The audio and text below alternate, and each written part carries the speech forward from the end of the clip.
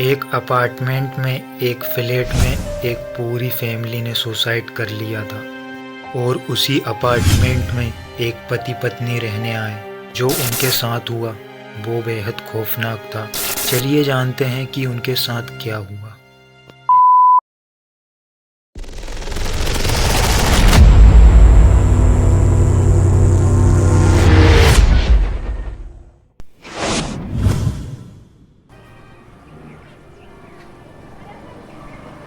ऋतिक अपनी जॉब लगने पर अपनी पत्नी निलिता के साथ एमपी से दिल्ली आया था, तो उसे रहने के लिए अपने बजट में एक फ्लैट की ज़रूरत थी।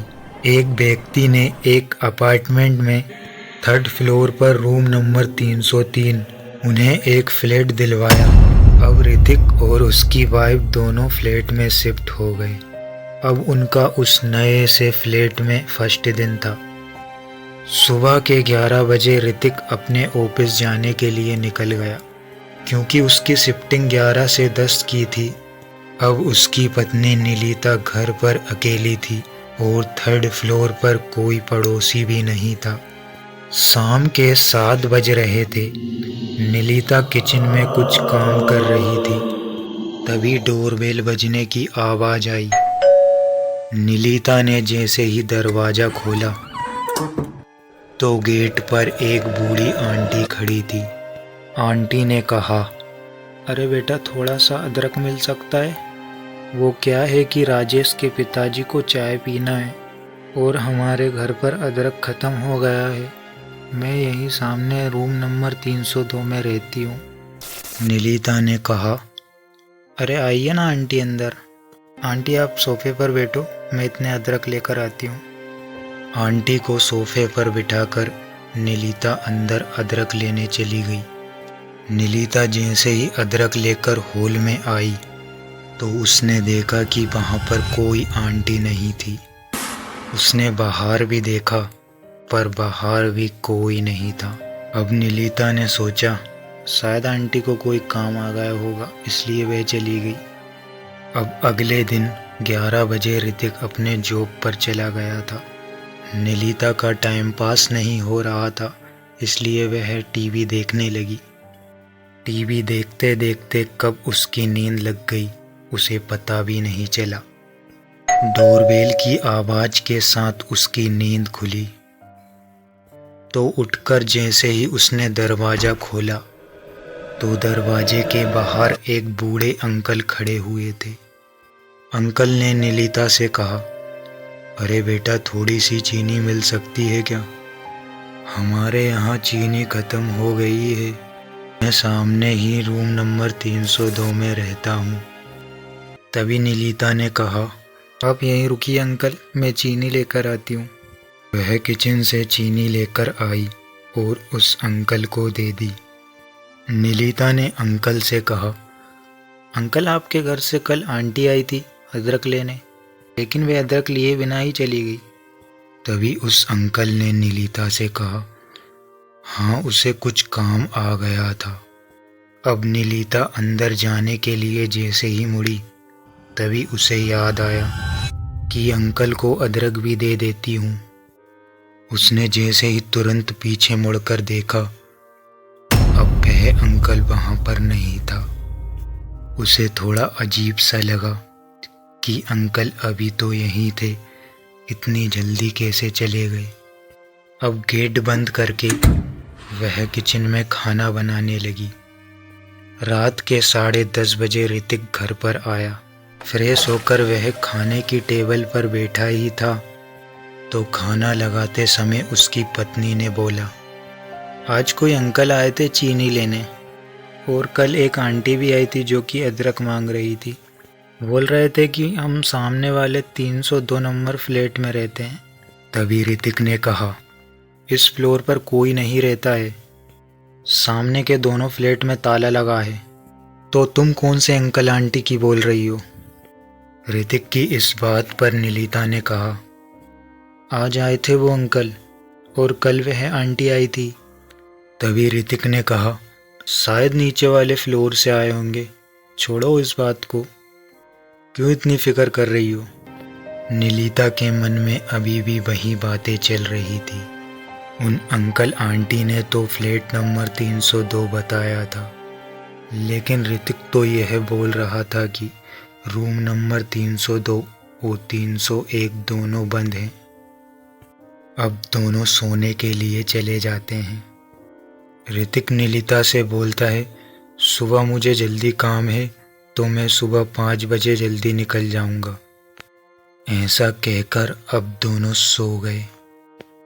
सुबह निलिता की नींद 8 बजे खुली। तब तक कि ऋतिक जा चुका था। तभी गेट खुलने की आवाज आती है तो उसे लगा कि शायद ऋतिक गेट बंद करके नहीं गया, शायद कोई बिल्ली गेट से अंदर आई होगी। निलिता जैसे ही अपने बेड से उठकर हॉल में आई तो उसने देखा कि एक छोटी सी बच्ची स्कूल ड्रेस में गेट के पास खड़ी हुई है। तभी निलिता ने उस बच्ची से कहा, कौन हो तुम?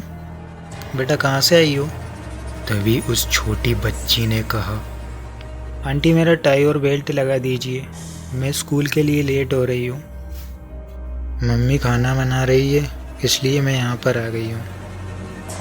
तभी निलिता उस बच्ची के टाई बेल्ट लगा देती है। तभी निलिता ने उस बच्ची से कहा, बेटा तुम कहाँ रहती हो? अब वह बच्ची तेजी से भागते हुए यह कह कर गई कि मैं लेट हो रही हूँ। अब निलिता ने उससे कहा, अरे बेटा आराम से जाओ, गिर जाओगी। वह लड़की भागती हुई उस फ्लैट नंबर 302 के गेट के आर पार निकल गई। यह देखकर निलिता पूरी शॉक हो गई। कपकपाते हुए उसने मेन डोर जल्दी से बंद किया और भागते हुए अपने रूम में चली गई और अपने रूम का भी गेट अंदर से बंद कर लिया। उसने जल्द ही ऋतिक का नंबर डायल किया, लेकिन ऋतिक का नंबर लग ही नहीं रहा था। उसने बार बार ट्राई किया, लेकिन उसका फ़ोन कवरेज क्षेत्र से बाहर बता रहा था। अब निलिता इस हादसे से अपने रूम में बैठी बैठी पसीने से लथपथ हो गई थी। डर की वजह से वह कब बेहोश हो गई उसे पता भी नहीं चला। एक डोरबेल की आवाज से उसकी नींद खुली। उस टाइम रात के 9:30 बज रहे थे। निलिता ने कांपते हुए जैसे ही दरवाजा खोला तो दरवाजे पर ऋतिक खड़ा था। ऋतिक को देखकर उसके सांस में सांस आई। ऋतिक काफी थका हुआ था। निलिता कुछ बोलती उससे पहले ऋतिक ने कहा, आज मैं बहुत थक गया हूँ, मेरे लिए एक कड़क सी चाय बना दो। अब निलिता ऋतिक के लिए चाय बनाने चली जाती है। चाय बनाकर निलिता ऋतिक को देने आती है। ऋतिक चाय को उठाता है। तभी निलिता का फ़ोन बजता है। निलिता अपने रूम में यह देखने जाती है कि किसका कॉल आ रहा है। वह जैसे ही अपने फ़ोन को उठाकर देखती है तो उसके फ़ोन पर ऋतिक का कॉल आ रहा था। यह देखकर उसे थोड़ा अजीब सा लगा। उसने जैसे ही कॉल को उठाया तो उधर से ऋतिक की आवाज़ आती है, अरे मुझे आने में 1 घंटा और लगेगा, मैं लेट हो जाऊंगा, तुम खाना खाकर सो जाना। तभी निलिता ने कहा, अरे क्यों मजाक कर रहे हो, तुम तो घर पर ही हो ना, अभी तो मैं तुम्हें चाय देकर आई हूँ। तभी ऋतिक ने कहा, अरे मैं यहाँ पर अर्जेंट काम में फंसा हूँ, लग जाएगा मुझे टाइम थोड़ा, क्यों ताने मार रही हो। अब निलिता जैसे ही हॉल में गई तो उसने कुछ ऐसा देखा जिसे देखकर उसके होश उड़ गए। उसने देखा कि हॉल में कोई नहीं है और वह जो चाय लाई थी, उसने जाकर जैसे ही उस कप को देखा तो उसमें से आधी चाय गायब थी। उसने पूरे घर में ऋतिक को देखा पर ऋतिक कहीं पर नहीं था। अब ऋतिक अपने घर पर 11 बजे लौटता है। वह देखता है कि गेट खुला हुआ है और पूरे घर की लाइट भी ऑफ है। उसने हॉल की लाइट चालू की और जैसे ही अपने कमरे में गया तो कमरे में नीलिता थी ही नहीं। उसने सारे घर में नीलिता को ढूंढा पर उसे नीलिता कहीं पर भी नजर नहीं आई। थक हार कर वह सोफे पर बैठ गया और सोचने लगा कि नीलिता पता नहीं कहाँ चली गई। उसने नीलिता को कॉल भी लगाया पर नीलिता का मोबाइल हॉल में ही पड़ा था। उसने जब नीलिता को कॉल लगाया था तब उसे लगा था कि घर पर जरूर कुछ गड़बड़ है। तभी उसके रूम का दरवाज़ा जोरों की आवाज़ के साथ बंद हो जाता है। वह जैसे ही भागकर गेट के पास गया तो दरवाज़ा अंदर से बंद था। वह दरवाजे को खोलने के लिए दरवाजे को जोर जोर से ठोकने लगा। नीलिता, दरवाज़ा खोलो, तुम अंदर हो क्या? तभी अचानक दरवाज़ा अपने आप खुला। अंदर पूरी तरह से अंधेरा था। नीलिता अपने बेड पर खुले बालों में बैठी हुई थी और खुद से ही वह अलग अलग 2-3 आवाज़ों में बात कर रही थी। तभी ऋतिक चिल्लाकर नीलिता से बोलता है, अरे नीलिता, तुम्हें क्या हो गया है? तभी नीलिता ने बोला, ये नीलिता नहीं है, ये हम लोग हैं, हम इसे छोड़कर नहीं जाएंगे। तभी ऋतिक ने बेडरूम का दरवाज़ा बंद किया और हॉल में जाकर उसी व्यक्ति को फ़ोन लगाया जिसने कि ये अपार्टमेंट दिलवाया था और उसे सारी बात बताई। तो उस व्यक्ति ने अर्जेंट में ही एक गुरुजी को बुलवाया। कुछ ही देर में गुरुजी और वह व्यक्ति ऋतिक के घर पर आए। गुरुजी ने ऋतिक और उस व्यक्ति से बोला, तुम दोनों यहीं पर हॉल में रुको, मैं अकेला ही उस रूम में जा रहा हूँ। अब गुरुजी उस रूम में चले गए। ऋतिक और वह व्यक्ति बाहर उनका इंतज़ार कर रहे थे। अब गुरुजी करीबन 1 घंटे बाद बाहर निकले। रूम से बहुत सारी अजीब अजीब सी आवाज़ें आ रही थी। गुरुजी बाहर निकले और उन्होंने ऋतिक से कहा, अब तुम्हारी पत्नी ठीक है। मैंने उस पर गंगा जल छिड़क कर उसे एक बेल बांध दी है।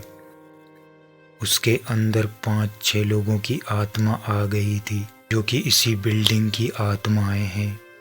तभी उस व्यक्ति ने कहा, आज से 4 साल पहले गेट नंबर 302 में एक पूरी की पूरी फैमिली मर गई थी। जो कि किस वजह से मरी थी उसका पता आज तक नहीं चला।